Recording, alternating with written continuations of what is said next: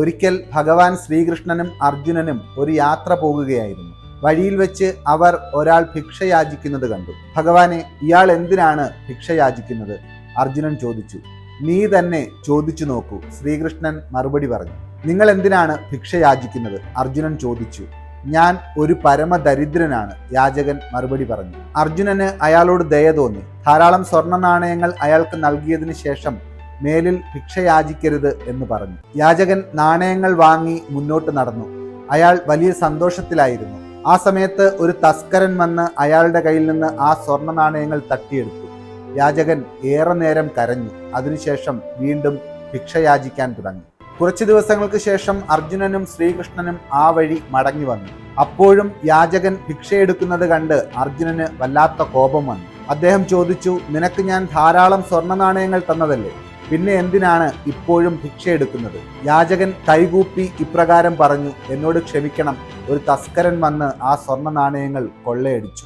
അർജുനൻ അയാളെ ആശ്വസിപ്പിച്ചുകൊണ്ട് പറഞ്ഞു, സാരമില്ല, ഈ വജ്രം നീ എടുത്തോളൂ, മേലിൽ ഭിക്ഷ യാചിക്കരുത്. യാചകൻ കൂടുതൽ സന്തോഷിച്ചു. ഈ വജ്രം വിറ്റ് ഞാൻ വലിയൊരു വീട് പണിയും, ബാക്കി പണം എനിക്ക് യഥേഷ്ടം ചെലവഴിക്കാം. അയാൾ വീട്ടിലെത്തി ഒരു പഴയ കുടത്തിൽ ആ വജ്രം ഒളിപ്പിച്ചു വെച്ചു. എന്നാൽ പിറ്റേ ദിവസം രാവിലെ അയാളുടെ ഭാര്യ വെള്ളമെടുക്കാനായി അതേ കുടം നദിയിലേക്ക് കൊണ്ടുപോയി. അതിനുള്ളിലുണ്ടായിരുന്ന വജ്രം നദിയിലേക്ക് മുങ്ങിപ്പോയി. വീണ്ടും അയാൾ ഭിക്ഷ യാചിച്ചുകൊണ്ടിരുന്നപ്പോൾ ശ്രീകൃഷ്ണൻ അയാൾക്ക് 2 നാണയങ്ങൾ നൽകി.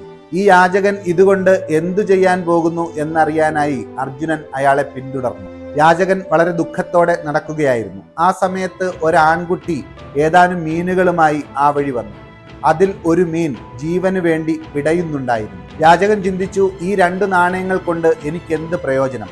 ആ മീനിനെ വാങ്ങി നദിയിൽ വിടാം, അതിനെങ്കിലും ഉപകാരപ്പെടട്ടെ. ആ മീനിനെ നദിയിലേക്ക് വിടാനൊരുങ്ങിയപ്പോൾ അയാളുടെ കയ്യിൽ നിന്ന് നഷ്ടപ്പെട്ട വജ്രം മീനിന്റെ വായിൽ നിന്ന് പുറത്തു വന്നു. വജ്രം കിട്ടിയ യാചകൻ അതീവ സന്തോഷത്തോടെ എനിക്ക് കിട്ടി എന്ന് ഉറക്കെ വിളിച്ചു പറഞ്ഞു. ആ സമയത്ത് സ്വർണ്ണ നാണയങ്ങൾ മോഷ്ടിച്ച തസ്കരൻ ആ വഴി പോകുന്നുണ്ടായിരുന്നു. ഇയാൾ തന്നെക്കുറിച്ചാണ് പറയുന്നതെന്ന് കരുതി അയാൾ ഓടി വന്ന് മാപ്പു ചോദിച്ചു. സഹോദര, ദയവായി ഉറക്കെ വിളിക്കരുത്, നിങ്ങളുടെ സ്വർണ്ണ നാണയങ്ങളെല്ലാം ഞാൻ തിരിച്ചു തരാം. അങ്ങനെ യാചകന് തന്റെ വജ്രവും സ്വർണ്ണ നാണയങ്ങളുമെല്ലാം തിരിച്ചു കിട്ടി. ഇത് കണ്ട അർജുനൻ ഓടി വന്ന് ശ്രീകൃഷ്ണനോട് ചോദിച്ചു, ഭഗവാനെ, ഇതെല്ലാം എങ്ങനെ സംഭവിച്ചു? അപ്പോൾ ശ്രീകൃഷ്ണൻ മനോഹരമായ ഒരു മറുപടി നൽകി. അയാൾക്ക് സ്വർണ്ണ നാണയങ്ങളും വജ്രവുമെല്ലാം ലഭിച്ചപ്പോൾ അയാൾ സ്വന്തം കാര്യം മാത്രമാണ് ചിന്തിച്ചത്.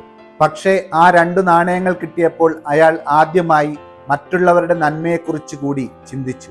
അതിൻ്റെ പ്രതിഫലം അയാൾക്കു ലഭിച്ചു.